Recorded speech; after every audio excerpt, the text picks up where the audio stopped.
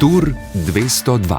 Lepo pozdravljeni. Konec tedna se je končala dirka po Franciji za ženske. Videli smo izjemen dvoboj, veliko menjav nosilk rumene majice. Na koncu pa se je skupne zmage veselila Demi Vollering, ki je po obuditvi ženskega tura postala prva kolesarka z 2 zmagama. Na zmagovalnem odru je družbo spet delala Kašanjeva doma Fini, tretja je bila Elisa Longo Borghini. Po zdravstvenih težavah je Urška Žigart dirko končala na skupno 48. mestu. Slovenka je letos nastopila in končala vse 3 največje dirke, 2 med najboljšo deseterico. O ženski dirki po Franciji bomo govorili skupaj z našo mlado gorsko kolesarko Marušo Terezo Šerkezi. Maruša, pozdravljeni. Živjo. Ter z našim radijskim reporterjem Igorjem Tomincem. Živjo, Igor. Lep pozdrav. Z vami bom tudi Mojca Breskvar. Kolesarski podcast Vala 202. Maruša, preden začnemo, morda, kje smo vas ujeli, kje smo vas zmotili? Ja, kot trenutno sem pa na pripravah, višinskih pripravah v Livinju. En teden je za mano, tako da še tale teden stisnemo s treningi, pol pa naprej na dirke. Pa predlagam, da kar začnemo z dirko po Franciji. Izjemno zanimiva dirka z veliko zgodbami, z veliko preobrati, na koncu velika zmagovalka Demi Vollering. Pa morda za začetek kar klasično vprašanje, kaj vaju je na dirki najbolj navdušilo, kakšna etapa, kakšna predstava, vožnja ali kaj povsem drugega? Mene osebno bi lahko čisto po resnici povem, da mi je bila ženska dirka veliko bolj zanimiva kot kar moški tur letos, ker v moškem turu je bil Pogačar toliko močnejši od ostalih, da smo nekako predvidevali, kdo bo zmagal, tle je bilo pa res čist do konca napeto. Najbolj itak zanimiva etapa mi je bila na Mont Ventoux, tako da ostalo pa itak sem zelo vesela na koncu, da je zmagala Demi, se mi zdi, da je bila najmočnejša od vseh letos. Tudi mene je ta dvoboj med Demi Vollering in Kassijo Nevjadomo navdušil. To je bil izvrsten boj za končno zmago. Ja, nekako je, kako bi rekel, slaba plat teh Pogačarjevih zmag na moških turih prepričljivih, da je potem, da nekaj tiste drame umanjka. Na ženskem turu je bilo drame veliko in na trenutke še kar malo preveč, ker je prišlo tudi do tega zanimivega besednega dvoboja, sicer bolj nadaljavo med glavnima akterkama tura, ampak v vsakem primeru izvrstna zabava za tiste, ki smo spremljali. Je bil letošnji ženski tur izvrstne predstave in tudi nekatere številke, ki so bile objavljene, kažejo, da so bile to najboljše ženske kolesarske predstave sploh v zgodovini na določenih etapah, predvsem ta nastop Poljakinje na Mont Ventoux, tako da v vsakem primeru velik korak naprej, spet letošnji tur za žensko kolesarstvo. Pa morda, če začnemo pri koncu, torej pri zadnji etapi, zelo majhna razlika pred začetkom, nekaj sekund. Sta pričakovala napad Demi Vollering, sta mislila, da bo morda samo branila razliko, ker zdelo se je, da želi Nizozemka dokazati, da je najboljša in konec koncev tudi zmagati v rumenem. Jaz menim, da je bil definitivno napad v nekak cilj vseh. Tako da sem pričakovala, da bo Demi napadla in dokazala, da je zmagala rumeno majico ne zaradi tistega incidenta etapo prej, ampak v bistvu zaradi tega, ker je imela najmočnejše noge. Tako da je bilo zelo napet. Ja, tudi sam sem v bistvu pričakoval, da bo hotela še nekaj dokazati v tej zadnji etapi. V bistvu na sobotni se je pač toliko dogajalo v tistem znamenitem zdaj že zavoju pred zadnjim klancem, kar je Poljakinjo izredno razburilo. Ampak na koncu smo vseeno videli v tisti etapi, pa tudi potem v zadnji unici to, da je Demi Vollering trenutno najmočnejša v karavani in to je potrdila z etapno zmago v rumenem. Po svoje pa sem po Mont Ventoux, kjer je Nevjadoma s takšno prednostjo dobila etapo, mislil, da je letos spet ona na vrsti, da dobi to skupno zmago, ampak na koncu vseeno vsaj rahlo presenečenje zame, da potem v bistvu ni več ponovila tega, kot da je porabila nekoliko preveč moči ali pa so krajši vzponi bolj pisani na kožo. Demi Vollering v vsakem primeru lep boj in Nizozemka, ki je trenutno seveda prvo ime ženskega cestnega kolesarstva, je zasluženo na vrhu in mislim, da po sami dirki ni nobenih dvomov od nepristranskih opazovalcev, da je bilo vse vendarle dovolj čisto in dovolj lepo izpeljano in da je najboljša kolesarka na vrhu. No, tudi k Mont Ventoux se bomo še vrnili, ampak oba sta že omenila ta incident, pa predlagam, da mogoče najprej še pokomentiramo to, tudi preden prisluhnemo izjavi Demi Vollering po zmagi. Namreč v tej 8. etapi, po predzadnji preizkušnji, najprej pravzaprav sploh nismo vedeli, kaj se je zgodilo, ker se je v tistem ovinku, ki ga je Niewiadoma omenjala, nismo videli neposredno v prenosu in potem so se začeli iskati posnetki ali gledalca ob cesti ali francoske televizije, ki je to imela. Namreč Kaša Niewiadoma Fini je dejala, da jo je Celia Žeri, torej ekipna kolegica Demi Vollering, nekako izrinila na rob oziroma k ograjam in da je potem morala porabiti veliko moči, da jo je ulovila, potem ko je Demi Vollering naredila razliko. Veliko je bilo, se mi zdi, izrečenega tudi v afektu, namreč Poljakinja se je potem tudi opravičila pozneje po zadnji etapi tudi športnemu direktorju FDŽ-ja. Pa me zanima, kakšno je vajino mnenje o tem incidentu, ki je požel ogromno pozornosti. Nekako se zdi, da je splošno mnenje, da morda ni najbolj fair play, ampak da ni bilo nič narobe, da je to del dirkanja, pa me zanima, kako vidva gledata na to situacijo, kakšen je vajin pogled, mnenje o tem. Ja, jaz sem v bistvu tudi veliko posnetkov videla, ampak moje osebno mnenje je, da verjetno itak nikoli ne bomo vedeli, kaj je bilo res in kaj ne, ampak iz strani FDŽ, ampak meni se zdi, da je to način dirkanja, ki gre na polno. Včasih tudi nimamo same izbire glede linije, tako da mislim, da iz strani FDŽ-ja ni bilo narejeno nič namerno oziroma toliko narobe, da bi lahko potem Kaša zaradi tega pač izgubila rumeno majico. Poleg tega mi je bilo zelo zanimivo, da dejansko je ona že priključila nazaj do Demi, pa imela pomoč v bistvu Burginijeve, ampak mislim, da tam so bolj bile potem ključne noge in mislim, da je imela Demi v tistem dnevu močnejše noge in bi zmagala, po mojem mnenju, tako ali pa drugače, z tem incidentom ali pa brez. Ja, jaz tudi mislim, da to prerivanje v tistem ovinku sploh ne bi dobilo nobene pozornosti, če ne bi Kasia po etapi v afektu, vem, izjemno je bila razočarana po ciljni črti, dala tiste izjave.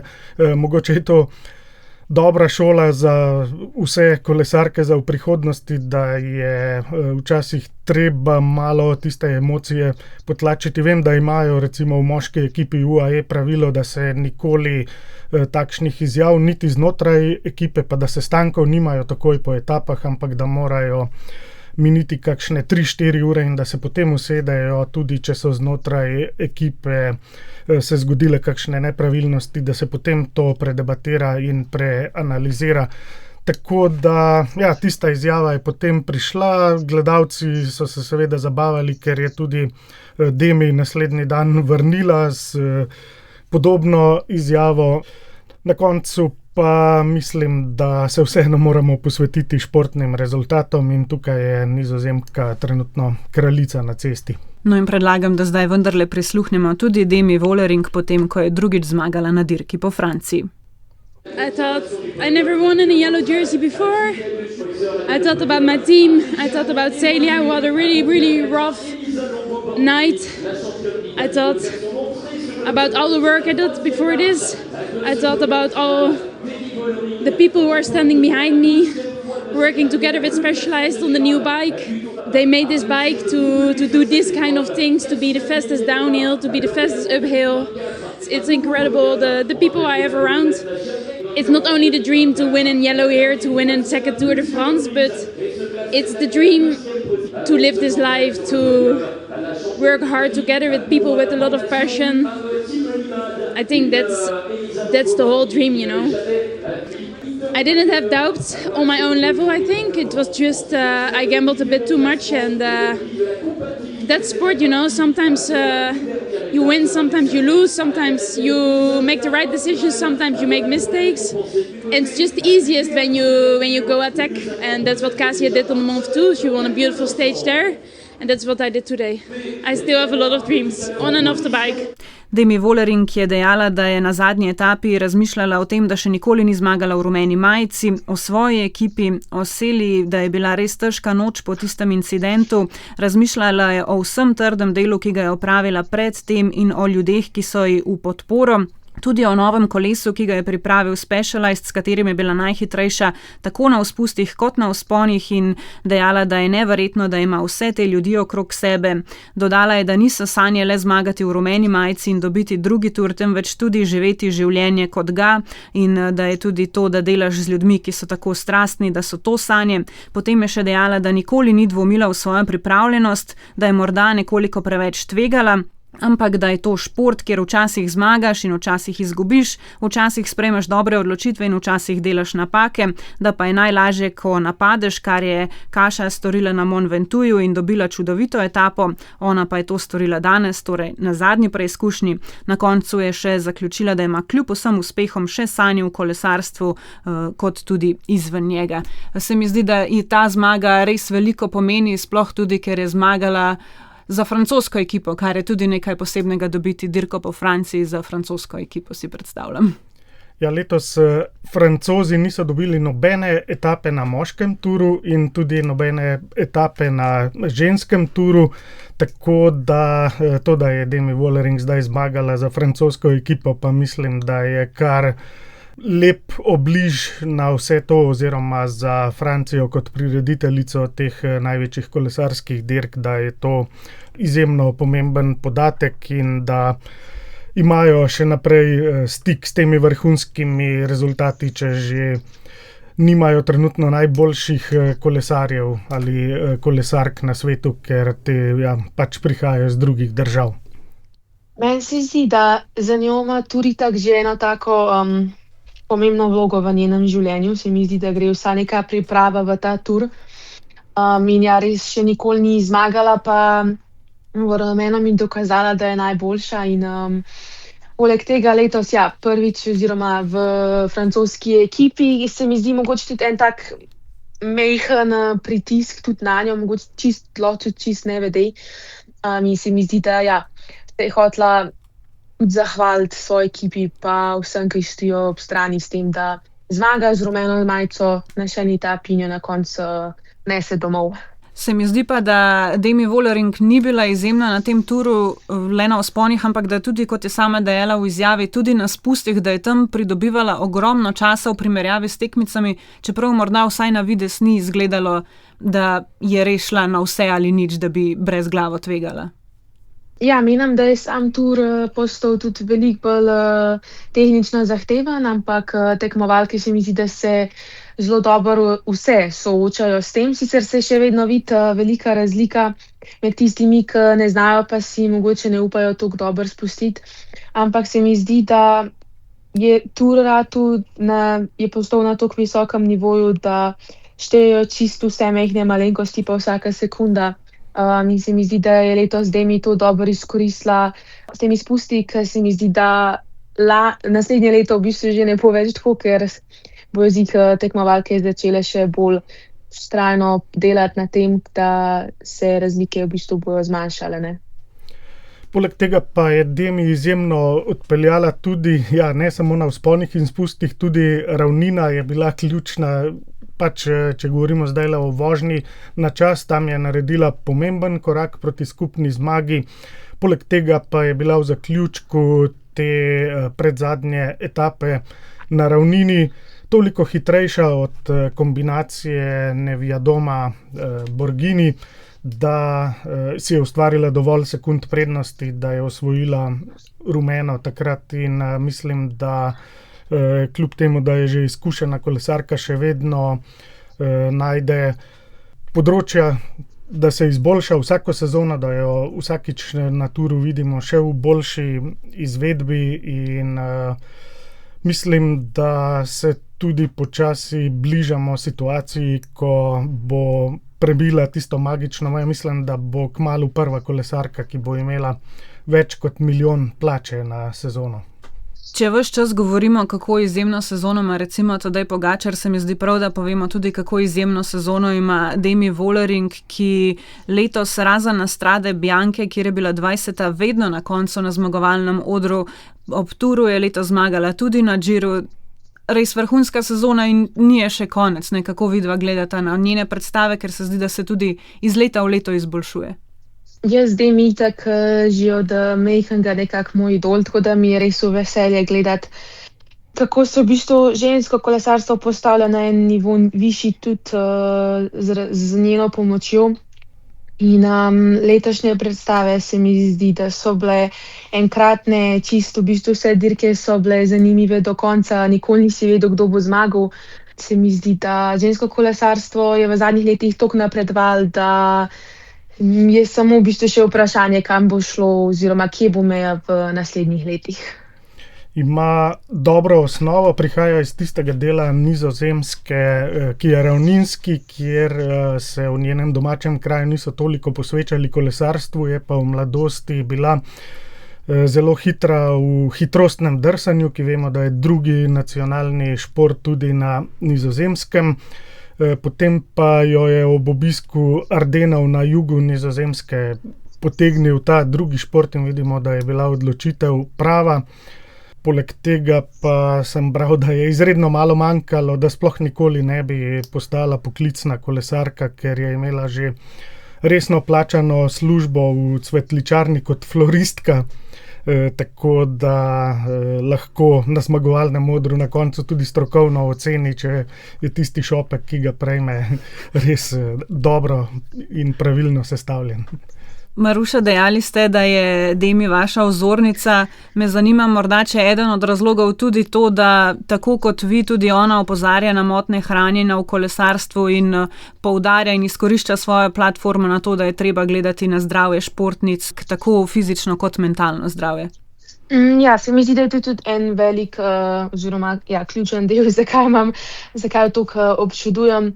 Ni veliko športnic nasploh, ki si upajo mogoče govoriti v taki temi, pa ne samo v motnji hranjenja, ampak tudi v sami mentalni pripravi na tekmovanja in tako naprej. In se mi zdi, da lani, ko je zmagala Pavlin, je bila kar malo itak spet incident okrog tega, ampak letos je dokazala, da ne rabiš biti podhranjena ali pa pretirano suh zaradi tega, da zmagaš Tur in po eni strani tudi Pavlin, ki je na koncu odstopila v etapi. Mislim, da bojo dobro razmislili tudi v tej smeri v naslednjih letih. Kako pomembno je mogoče, da ravno najboljša kolesarka opozarja na to, ker vemo, da je drugače, da je nekoliko odvisno o tem, kdo govori o tem, tako kot je recimo Simone Biles v gimnastiki spregovorila o mentalnem zdravju, pa recimo Janja Garnbret o plezanju, o prehranjevanju, da je pomembno, da ravno te, ki so v samem vrhu, opozarjajo na te zadeve, ker je verjetno drugače, kot če to reče nekdo drug ali pa nek zunanji opazovalec. Definitivno je veliko bolj vidno, če pogledamo. Demi je kolesarka, ki verjetno največ punc, pa ne samo punc, tudi fantov in ljudi followajo, spremlja in se mi zdi, da v bistvu pride torej vsa ta nek pogovor, neko ozaveščanje veliko globje, pa zajame veliko širši krog, kakor pa če mogoče neka oseba, ki ni toliko znana, se mi zdi pač je manjši doseg, manjši vpliv. Poleg tega ona zmaguje in s tem dokazuje pač, da ima pravo mentaliteto tudi v tej smeri in da verjetno tudi to je en del, zakaj je tako uspešna. Pa gremo zdaj morda še k temu Mont Ventoux, ki smo ga tudi že omenili, izjemna predstava Kašeni Vedome Fini. Je morda na tisti preizkušnji, na tisti etapi Demi Vollering preveč gledala samo Marlene Reusser, ki je imela takrat oblečeno rumeno majico in morda mislila, da ni, ker potem v samem zaključku, ko se je Demi odpeljala naprej, je spet pridobila ogromno časa v primerjavi s Poljakinjo. Je bila morda to tista napaka, kot je dejala sama, da se kdaj narobe odločiš ali pa storiš kakšno napako? Menim, da je verjetno bila tukaj malo taktična napaka. Iz strani Demi, da se je preveč osredotočala samo na rumeno majico in obrambo, se mi zdi, da verjetno Mogoče tudi zaradi prejšnjih predstav, torej prejšnjih etapah nista predvidevali, da je kašija tako močna, lahko tako nevarna. Ampak se mi zdi, da isti dan je bila Poljakinja najmočnejša, ne glede na napako. Demi, mislim, da bi ona na koncu zmagala. Se mi zdi tudi, da je bila ta etapa pisana Poljakinji na kožo, mogoče celo majčkeno bolj kakor pa Demi, no. Se mi zdi, da ostale etape so bile potem v bistvu za Demine predispozicije malenkost boljše, no, tako. Zdi se mi, da je bil letošnji ženski tur izredno težek, da je bil zelo zahtevno sestavljen, da se je praktično boj za končno zmago začel že tam nekje od tretje etape naprej in je trajal do konca, brez dneva premora, da bi rekli, zdaj pa vmes ena sprinterska ali povezovalna etapa. Ves čas je to trajalo. Pa še vseeno bi na koncu tura rekel, da mogoče bi bilo zanimivo videti še eno etapo, eno alpsko, poleg Ventuja, z dolgim ciljnim zaključnim vzponom, kjer bi lahko videli, ali je Nevjadoma Fini pač imela samo tisti dan res vrhunski in da je izkoristila tudi to, da sta se ostali dve kandidatki za skupno zmago, da sta se pokrivali med sabo, ali pa bi še enkrat bila sposobna ponoviti to predstavo, kajti potem bi pa mogoče pa res imeli še bolj oster boj za končno zmago, mogoče celo drugačen razplet, ampak tega ne bomo vedeli, trasa je takšna, kot je in včasih je treba pokazati na kakšni etapi, ki mogoče na papirju ne zgleda tako težka, vse, kar imaš v svojih nogah, in tukaj je Demi seveda velemojstrica. In prisluhnimo, kaj je Poljakinja povedala po etapni zmagi na Mont Ventoux. This victory goes to so many people that were with me along this very long road without like proper big wins. So I just feel like I want to say thank you to almost everyone. But yeah, I don't know. Honestly, I'm just so tired and so blown away with what just happened. And actually it was so funny because as we started to climb the Mont Ventoux, I looked right and I saw my parents, like they made a surprise visit and I could see my dad crying and I was like, I just need to make them proud, you know. Kaša Nevjadoma Fini je dejala, da je ta zmaga za vse, ki so bili z njo na tej res dolgi poti brez ene prave velike zmage, da najraje bi se zahvalila skoraj vsem, da je zelo utrujena in presenečena nad vsem, kar se je zgodilo, da je bilo zabavno, ko so se začele vzpenjati na Mont Ventoux, ko je pogledala na desno in videla starša, ki sta jo presenetila ob cesti, videla je, da oče joka in Poljakinja si je rekla, da zdaj jo mora narediti ponosno. No in gotovo sta bila starša zelo ponosna, seveda tudi že prej. Pa morda, če se še vrnemo nekoliko nazaj na zadnjo etapo, tam je Marlene Reusser izgubila stopničke, res je, da je pozneje tudi padla, ampak stik s temi favoritinjami je izgubila že prej, verjetno bi sicer končala više v skupnem seštevku, ampak zdi pa se, da bi tretje mesto v skupnem seštevku izgubila, ne glede na padec, vsaj tako je kazalo. Kako sta vidva morda tole videla? Jaz mislim, da verjetno Marlene Reusser ne bi ubranila tretjega mesta. Verjetno, bi, kakor ste rekli, bi bila višji, ampak izgubila stik in se mi zdi, da bi v taki etapi zelo težko nazaj priključila. Se mi pa zdi, da je bil letos dejansko fokus toliko na prvih dveh, da se pol za tiste tretje mesto sploh ni toliko veliko govorilo. Ampak se mi zdi, da na koncu zasluženo je bila na tretjem mestu Borginijeva, je bila v vseh etapah zelo blizu. Marlene se mi zdi, da je tisto ključno prednost dobila na kronometru, kar je itak njena disciplina in odpeljala je fantastično. Ampak za tretje mesto se mi zdi, da je bila Borginijeva bolj primerna, tako bolj zaslužena. Italijanka je tudi vedno v izjemno dobri formi, prav na koncu teh turov in na Giru in na Turu je uspelo ob koncu se prebiti naprej.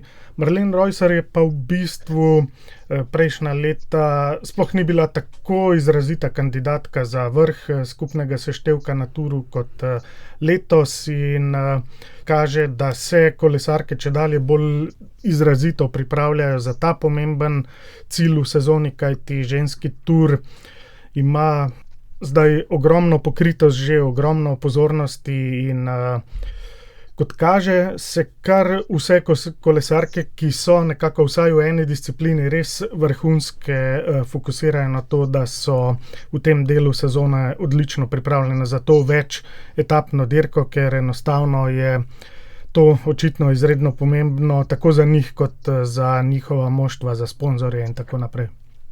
No, moram pa še reči, da sem opazila, da na družabnem omrežju Twitter je Elisa Longo Borghini vprašala profil Pro Cycling Stats, ki vodi zelo dobro kolesarsko statistiko, na katerih dirkah še ni končala na 3. mestu, ker se zdi, da je zelo velikokrat 3. in so ji potem napisali, katere dirke je še manjkalo, da bo dopolnila ta zbor 3. mest. Zadnja etapa smo videli, je bila zelo pomembna za skupni seštevek.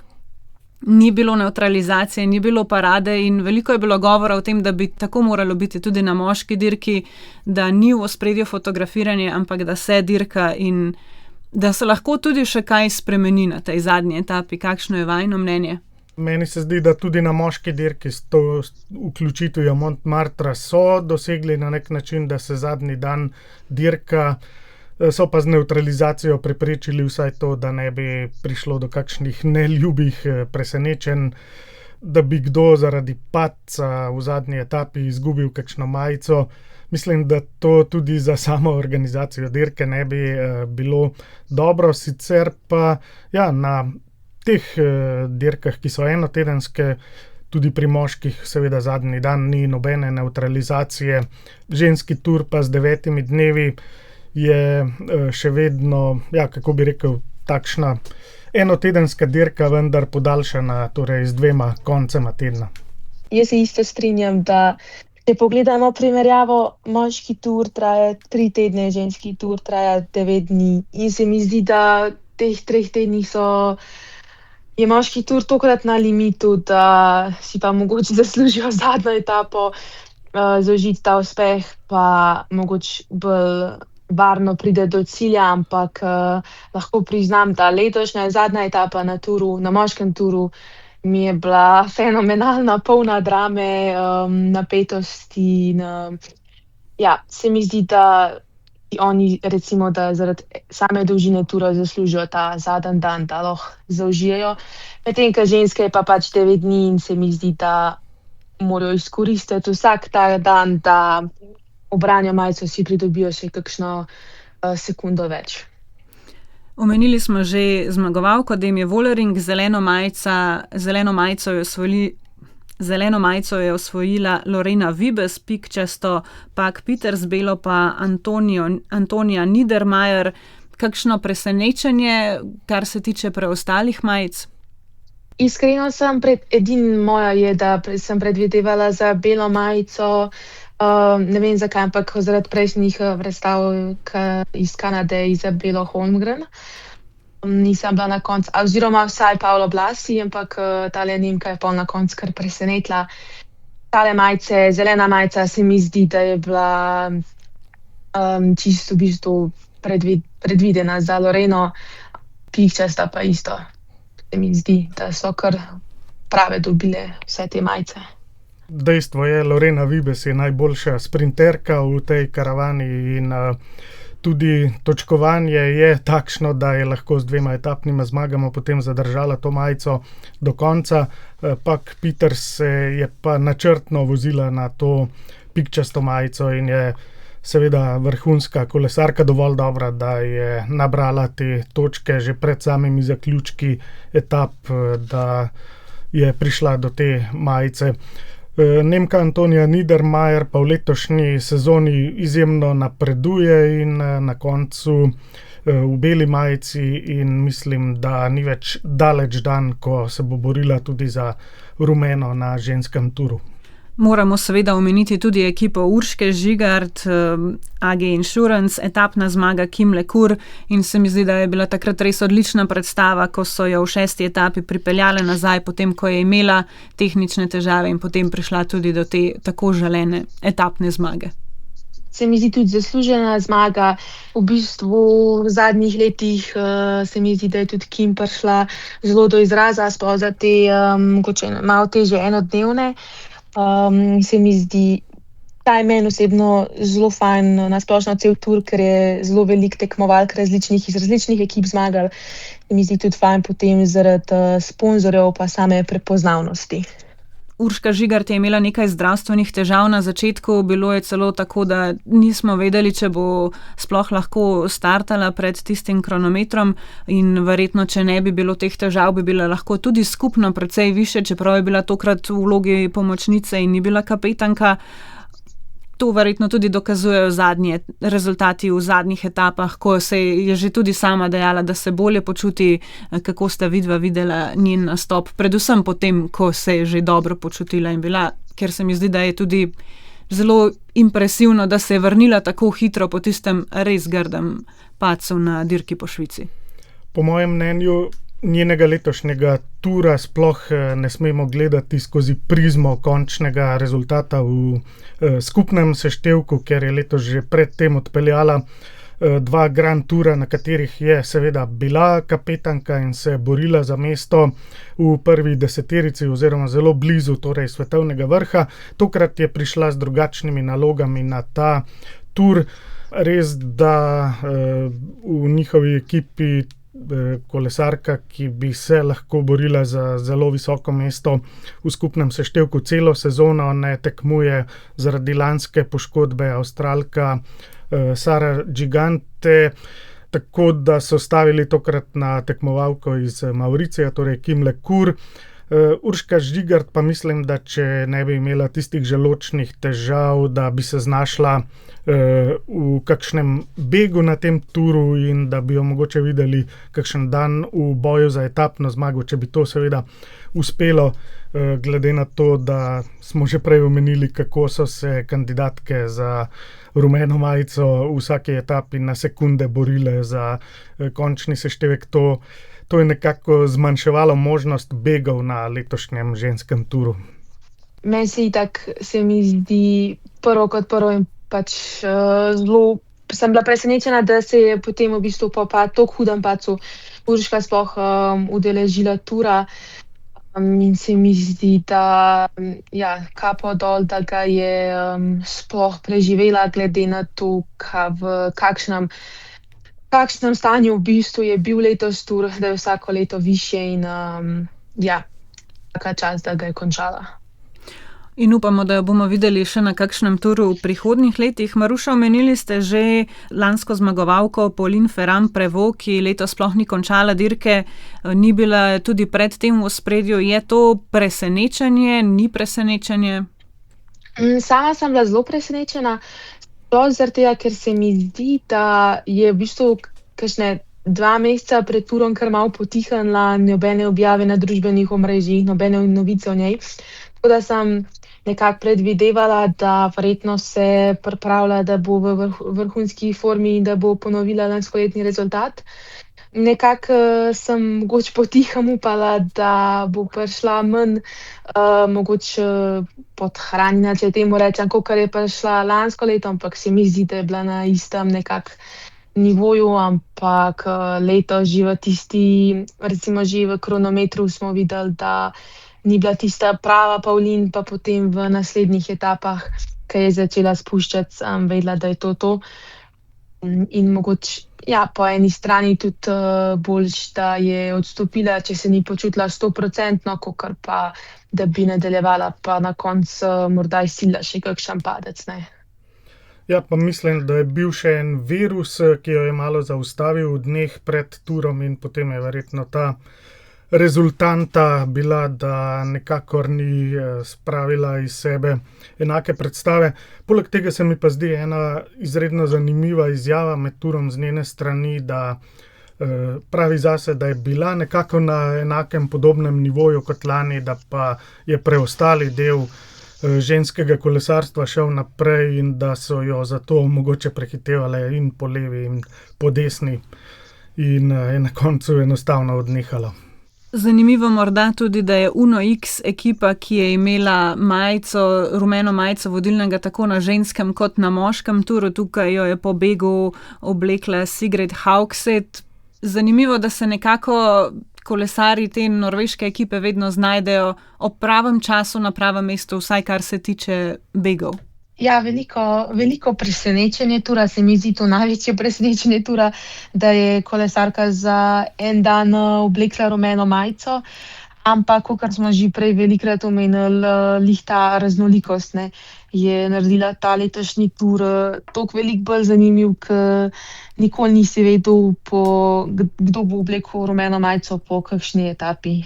Moram vprašati, čeprav se morda sliši smešno, ampak sta karkoli pogrešala na tem turu, morda kakšno res izrazito sprintersko etapo, ampak čeprav vemo, da je bil, in smo se že vsi strinjali, da je bil tur super odličen in zelo zanimiv za spremljati.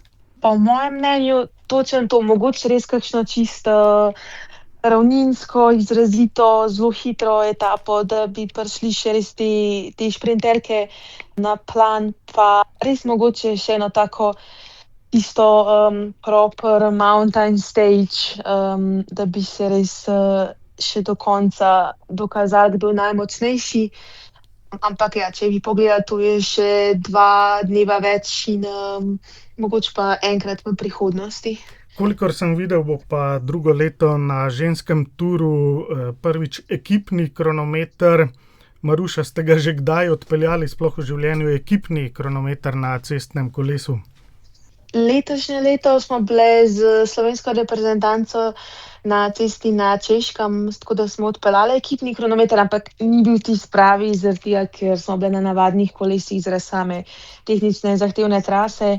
Tako da tistega pravega kronometra še nisem odpeljala, me pa zelo zanima, oziroma saj pri moških mi je v bistvu zelo zanimivo gledati te etape, ker se mi zdi, da je polno ene taktike pa preračunavanja in zanimiva disciplina. Bomo videli, kaj bo prinesel tur prihodnje leto. Verjamem, da ga bomo vsi z veseljem spremljali. Pa Maruša, če se dotaknemo še malo vaše sezone, zapisali ste vmes na družabnih omrežjih, da ste si vzeli vmes nekaj premorov od tekmovanja za tako imenovani reset. Kako pomembne in morda težke ali pa ne tako težke so te odločitve?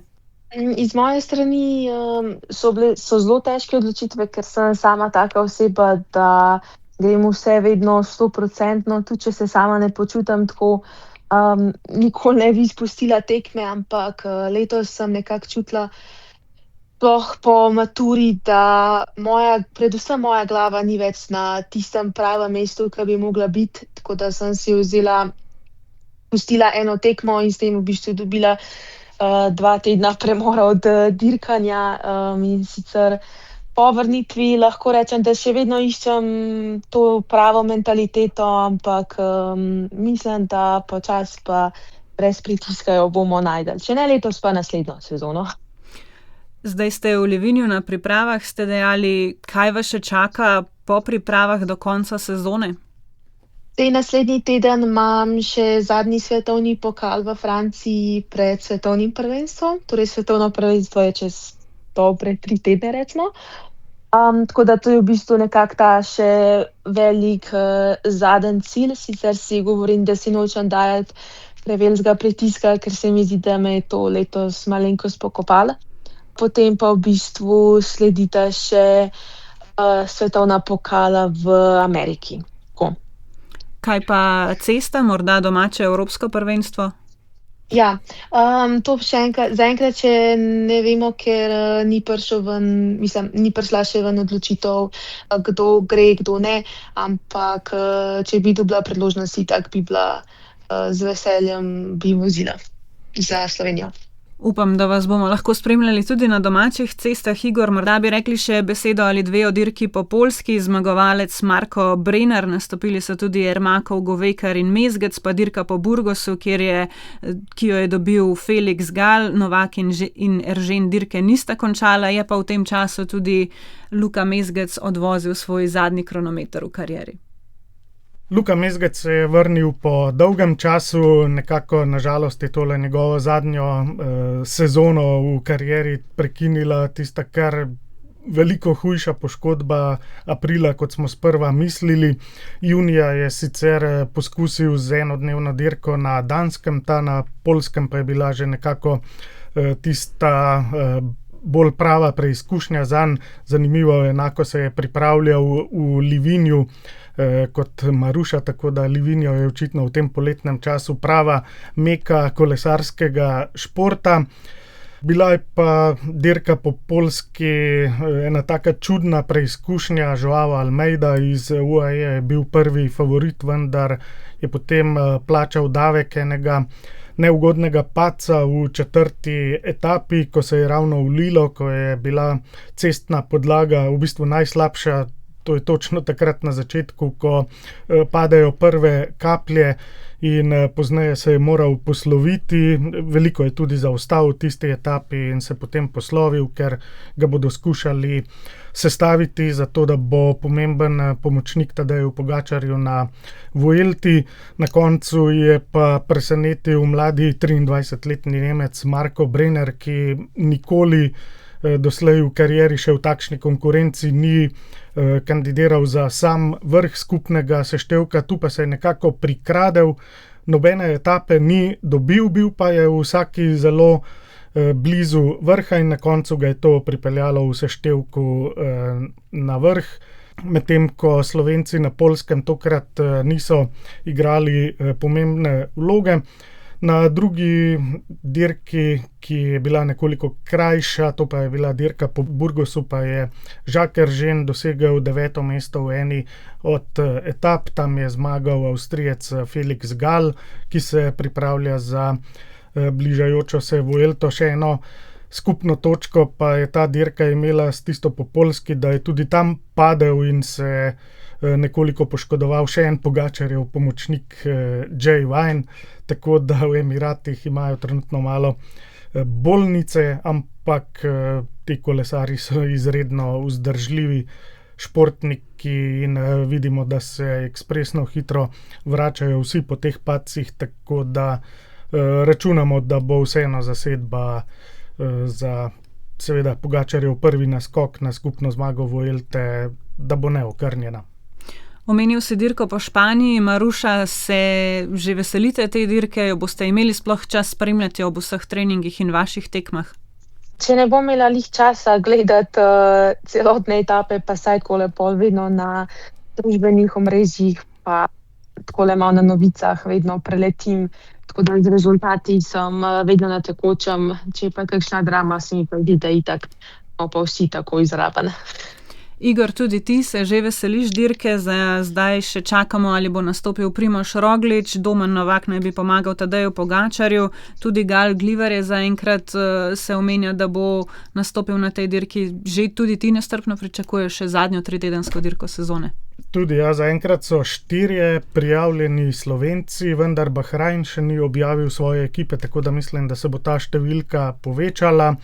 Držim pesti tudi zato, da bo Roglič prišel na Vuelto, pa da bo dobro pripravljen, da mu tisti trk z avtomobilom, bližnje srečanje, da mu ni pobralo vse forme za zaključek sezone.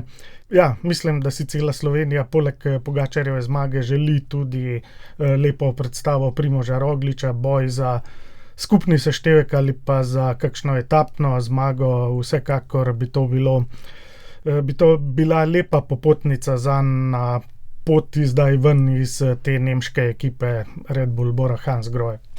Bomo videli, kaj se bo zgodilo in kdo bo na koncu na startu v Monaku. Mi bomo naslednjič z vami po predstavitvi ekip na Vuelti, ampak v prejšnji epizodi smo vas poslušalci vprašali za slovenski izraz, oziroma kako bi lepo po slovensko prevedli coffee ride. Poslali ste kar nekaj predlogov, Kristjan, Primož, Sara, Peter, Daša so se vsi oglasili. Morda, Maruša, tudi za vas vprašanje, kako bi po slovensko rekli coffee ride. Eden od predlogov je bil kofetarca ali pa razpeljava, pa kavni trening ali sprehod s kolesom, pa ne vem, krog po kavo, za kavo, do kave. V glavnem veliko izpeljav, moramo malo tudi vprašati še naše lektorice, ampak morda, Maruša, imate vi kakšno idejo? Ponavadi, če rečemo, da gremo na coffee ride, pomeni neka razpeljava do neke kavarne, kjer se lepo naročimo kavico in tako naprej, da se malo zrelaksiramo. Igor? Od teh, ki si jih naštela, pa so bili poslušalci res zelo domiselni. Mi je v oči padel Kavo Krog, mogoče povsem nova skovanka, ki pa mogoče ni daleč od tega, kar ta Coffee Ride predstavlja. Ja, ali pa kavni potep. V glavnem bomo govorili še in v naši redakciji in z našimi strokovnjakinjami za slovenski jezik in upam, da bomo našli tudi en lep slovenski izraz. Vas pa že zdaj lahko povabimo k sodelovanju v nagradni igri, namreč Primož je prepustil knjigo, ker si jo je vmes že sam kupil nekomu drugemu, tako da smo se odločili, da bomo po dirki po Španiji podelili knjigo Tadej Pogačar Neustavljiv v slovenskem prevodu. Kar morate storiti je, da napoveste prve 3 na dirki po Španiji, torej na Vuelti. Seveda vsak lahko sodeluje le enkrat do začetka dirke, do takrat imate čas, da pošljete prve 3. Tisti, ki bo točno zadejal vse 3 ali pa potem, če slučajno to ne bo nihče, pa tisti, ki bo najbližje oziroma ki jih bo največ pravilno zadel in seveda, če jih bo več, bomo med vsemi pravilnimi izžrebali. Maruša, bi se vi morda upali napovedati ali boste raje počakali na startno listo, da vidite, kdo bo tam? Bi zdaj zaenkrat počakala na štartno listo, da pride official ven, ampak če bo Tadej Pogačar nastopil, pa lahko rečem recimo, da njega pričakujem na prvem mestu. Tako kot verjetno večina, a ne, Igor? Ja, seveda bi bil nor, če bi napovedal koga drugega na prvem mestu kot Tadeja Pogačarja, ampak tudi sam moram počakati predvsem na to, ali se bo Roglič pojavil na startu, tudi zanj v domačem Monaku. Rogliča bi potem uvrstil med prve 3, koga pa še od preostalih, ali bo, ne vem, Pogačar pomagal Almeidi ali pa Vajnu, tako kot je Del Toro na Turu, tudi to je možno, če ne pa Avstrijec Felix Gall, tudi na zmagovalnem odru, ki je pokazal dobro formo v zadnjem obdobju. Pa na bližajoči se Vuelti me tudi zanima, kaj bo opravil mladi Belgijec Jarno Vidar, ki je v ekipi Lotto Intermarché, v kateri zdaj nekateri že kar resno vidijo Primoža Rogliča v naslednji sezoni.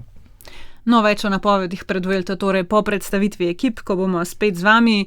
Maruša, hvala, da ste si v tem obdobju pripravljalnem v Livini vzeli čas in pokomentirali žensko dirko po Franciji z nami. Poslušalci, vam hvala za pozornost. Kot vedno nam lahko pišete s predlogi, vprašanji ali komentarji na naš elektronski naslov tur202@rtv.slo.si in hvala še enkrat za pozornost in se slišimo. Tur 202.